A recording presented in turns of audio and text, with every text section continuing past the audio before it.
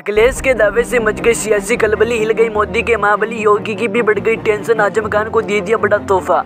करोड़ों गरीब मुसलमानों का साथ देते दिखाई दिए अखिलेश, अपने सियासी दाव से कर दिया सभी को चित। मंगरू चाचा भी देखकर हैरान, दिल्ली तक सियासी घमासान। अखिलेश के प्लान से बीजेपी को लगा बड़ा धक्का, सियासी सुरमाओं की भी हालत खराब, मुसलमानों के लिए ओवैसी भी आ गए अखिलेश के साथ।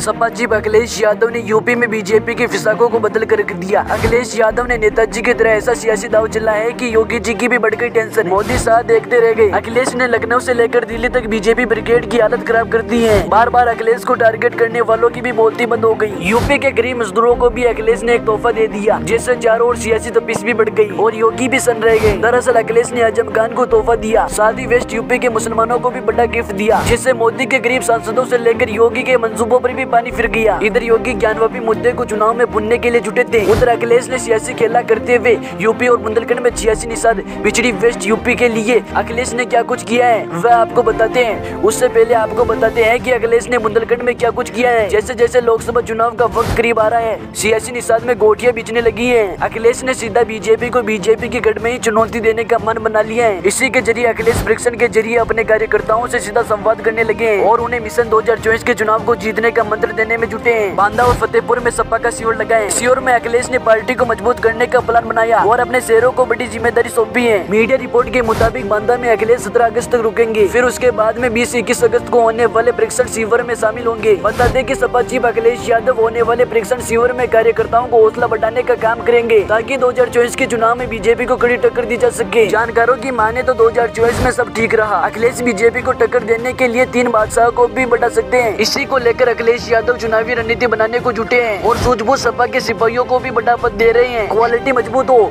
और बीजेपी की नैया लाई जा सके। मीडिया रिपोर्ट का दावा किया गया कि वेस्ट यूपी सपा के लिए बेस्ट मानी गई है। वेस्ट यूपी के मुताबिक मुसलमानों की सपा पार्टी पहली पसंद मानी जाती है। 19 में एसपी बीएसपी चुनाव भी बीजेपी को हानि पहुंचाने में कामयाब रहा था। अब की बार भी सपा बीएसपी चुनाव भी बीजेपी को हानि पहुंचा पाया। ऐसी 5 और जगह हैं जहां पर अखिलेश यादव ने 5 मुसलमान नेताओं को भी सत्ता में उतारा। आजम खान के बेटे अब्दुल्ला आजम के साथ 5 और नेताओं को सत्ता में उतारा है और उन्हें मुस्लिम समुदाय के हर एक वोट की जिम्मेदारी दे दी है। और अखिलेश यादव अब की बार गरीब मुसलमानों और पिछड़ों दलितों के मसीहा बनकर सामने आए हैं और उन्होंने बीजेपी पर ऐसा रामबाण फेंका जिससे बीजेपी के नेता इधर उधर बिखर गए। आपको क्या लगता है कि अखिलेश यादव ने सपा के घातक नेता आजम खान के बेटे अब्दुल्ला आजम को ये पद देकर सही किया? कमेंट बॉक्स में जरूर बताएं और आप कहां से वे भी जरूर बताएं।